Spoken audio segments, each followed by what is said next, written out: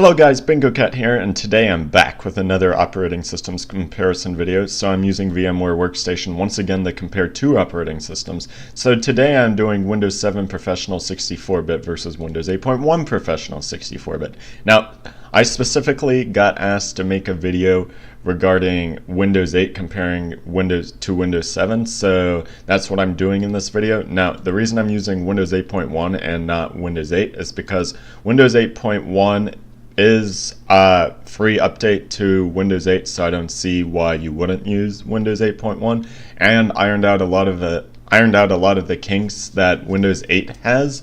So yeah, let's go ahead and turn both virtual machines on and see which boots faster. Now, in theory, Windows 8.1 should boot faster because starting with Windows 8, Microsoft introduced a new technology called Fastboot, and that has been carried over to Windows 10 as well. So the technology, well, it lies in the name. It's supposed to make Windows boot up much faster than past versions of Windows. And as you guys could see by that test, even though I started up the Windows 7 virtual machine first, Windows 8.1 actually won the boot race. So yeah, let's go ahead and log into both operating systems.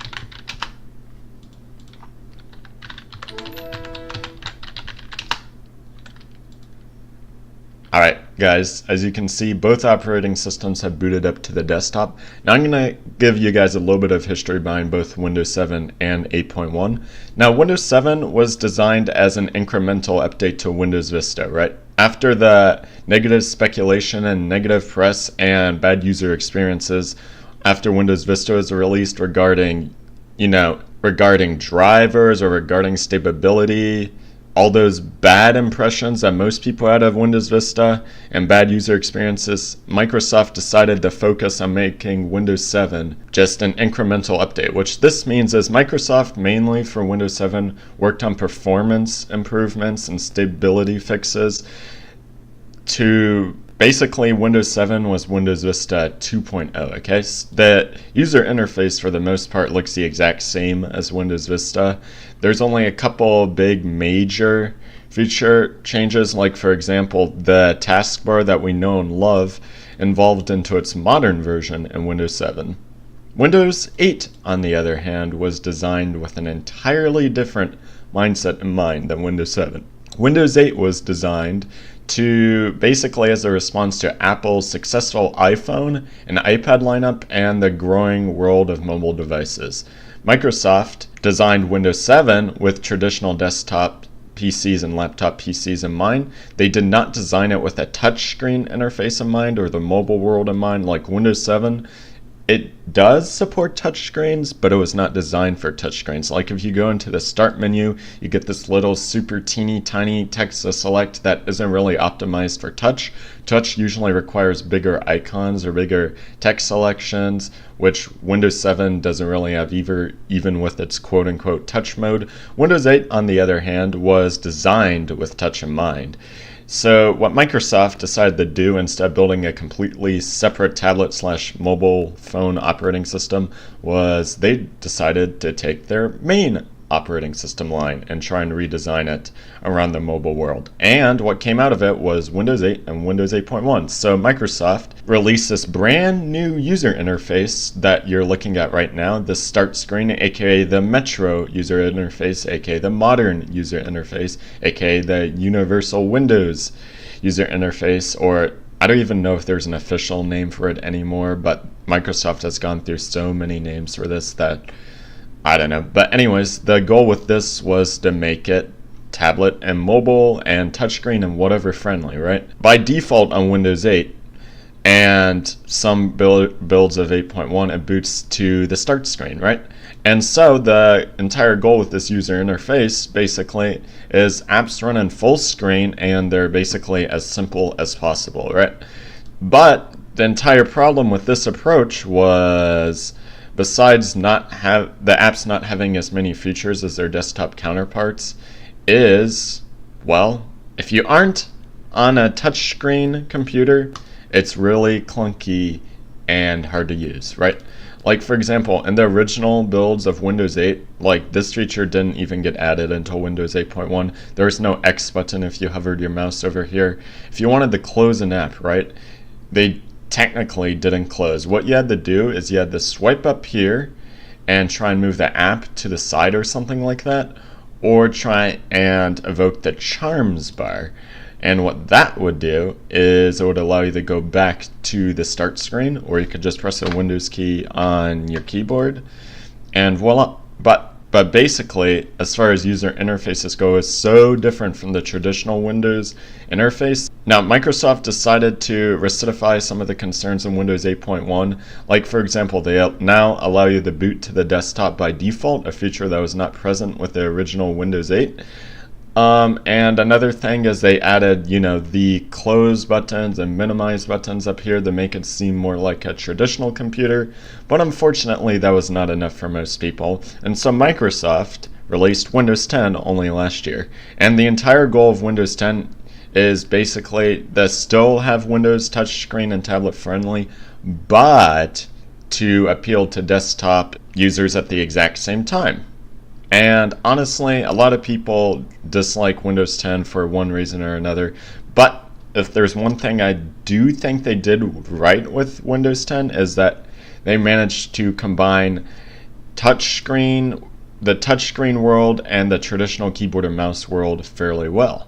Now, Windows 8, besides its user interface disaster, it actually contained a lot of noticeable under the hood improvements like fast boot, secure boot.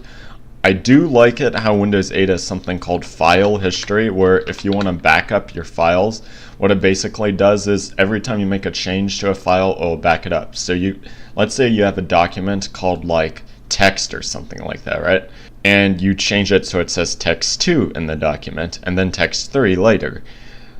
File history, what it does is it backs up a copy of each document. So if you want to go back to a certain date, you can actually restore that document back to how it was back then, which is something I find pretty neat. Windows 8 also includes a new and improved task manager. When you hit end task in Windows 8, it actually ends the task, unlike in Windows 7 where it might hang for 5 more minutes. And that is something I like better about the Windows 8 Task Manager than the Windows 7 Task Manager, to be honest. Also in the Windows 8 Task Managers, you can manage your startup items right here. In Windows 7, if you wanted to manage your startup items, you had to go to msconfig, which is not obvious to the end user at all. It's not even obvious to administrators. And you can manage your startup items there. But that is not as simple as just going to the Task Manager like in Windows 8, right? Also, one thing about Windows 8.1 that's a little bit different from Windows 7. Windows 7, for the most part, has one place to control all your settings, the traditional Windows control panel. Well, Windows 8, on the other hand, has a control panel and also has a settings app. Now, I mentioned this in my Windows 10 videos. I do not like that approach. I mean, I do like it how they're trying to simplify the settings, but having your settings in 2 different spots, that's just confusing. Another thing I like about Windows 8.1 over Windows 7, by the way, is Windows 8 actually has a built-in antivirus called Windows Defender, and it's a full-fledged antivirus suite. Windows 7, on the other hand, has something built in called also Windows Defender, but despite the fact that the names are the exact same, and it looks like I have Windows Defender off, the Windows 7 one is not an antivirus program. It is an anti-spyware program, and so it does get rid of some forms of malware on your computer, but not all. It doesn't really detect viruses or worms or trojans or anything like that. Windows 8.1's, on the other hand, it's a jack-of-all-trades antivirus program. It does basically everything. Now, it is not the top-rated antivirus. In fact, last time I checked, it's one of the lowest-rated antiviruses. But at least Microsoft includes an antivirus in Windows 8.1. Windows 7, if you want a Microsoft antivirus, luckily there is one, but you have to download something called Microsoft Security Essentials, which is, I believe, what I actually have on here right now. But Microsoft might give you that nice little option to download it, right? But in my opinion, Security Essentials should have been included by default in the operating system. Like, I do not know why Microsoft didn't decide to include Security Essentials, but decided to include Windows Defender in Windows 7. I don't know, that just makes zero sense to me. Now, the other major change, 8 has an improved File Explorer with the ribbon interface that they stole from Microsoft Office. Windows 7 just has the traditional toolbars and menu bars and stuff like that. You can't even see this menu bar by default. By default, it is hidden. You have to turn it on manually if you want the full functions of File Explorer. Now, the Windows 8.1 File Explorer I do like a lot better. It is easier to get around, in my opinion, and the shortcuts to various parts on your computer make more sense. Now, libraries in Windows 7, it's hidden in Windows 8.1, but it's still there. But I don't know if I'm a big fan of libraries for the normal user, because I think most normal users think, this is what I thought the first time I used Windows 7, that the documents library is actually a documents folder. And so, you know, it's just like the My Documents folder of Windows XP, right? It's just a single folder that you can store your own personal documents in it. Turns out that's not what libraries do. Libraries basically takes your documents from a whole bunch of folders on your computer. Like Windows 7 by default uses your My Documents folder and Public Documents folder and allows you to view all of them in one spot. Now that would make a lot more sense, but something else that's confusing is you can create files and you can save files in the Documents library. So where does it go then? Does it go to the My Documents folder, or does it go to the Public Documents folder? I think it goes to My Documents. Here, let's actually check. But that is still confusing in its own way, and not something I'm too big of a fan of.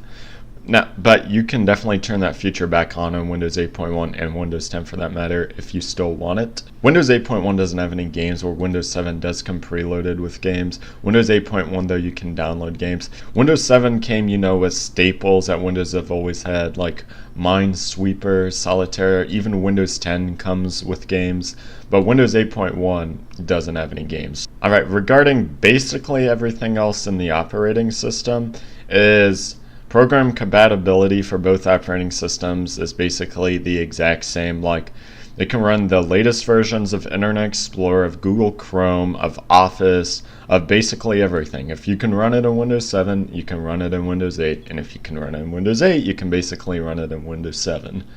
Support for Windows 7 will end in 2020. Extended support started in 2015 after mainstream support ended that year. Windows 8.1's extended support will start in 2018. It's still on its mainstream support phase. Now, mainstream support and extended support, by the way, are two completely different support phases. What happens in mainstream support, right, is that Microsoft is pretty much guaranteed to release new Windows features for your version of Windows, or provide tech support, and also you get security updates and stuff like that, right? Extended support, on the other hand, you basically only get security updates for free. If you want new features, or if you want tech support, you have to pay up money for it. Now, despite the fact that Windows 7 was released a whole 3 years before Windows 8 and a whole 4 years before Windows 8.1, Windows 7 is by far a more popular operating system due to the, in my opinion, superior user interface it has over Windows 8 and Windows 8.1. According to netmarketshare.com, Windows 7 at this time of recording has a 47.01% desktop operating system share. Windows 8 and Windows 8.1, when you combine their share together, it only has about 9.8% operating system share. Just for reference, Windows XP has 10.34%, where Windows 10 has 21.13%. Windows XP is a 15-year-old operating system now, and it has a higher install base than Windows 8 and 8.1 has. A 15-year-old operating system. Windows 10, on the other hand, was only released a year ago, and its install base is already higher than Windows 8. Now, no doubt that a lot of the Windows 8.1 and 8 users jumped to Windows 10 as soon as the free upgrade was available. Windows 7, on the other hand, is the current go-to operating system for most businesses. And a lot of people who use Windows 7 did not want to upgrade to Windows 10 because it's just simply different. It is, to them, it's different in either a good way or a bad way. I'm not going to inject my personal opinion into that, but long story short, a lot of people are still sticking with Windows 7. And that was today's video, guys. I hope you guys liked this video. I will definitely most likely do a Windows 8.1 versus Windows 10 video in the future. And I also want to branch into some Linux videos in the future. So yeah, thank you guys for watching. Goodbye.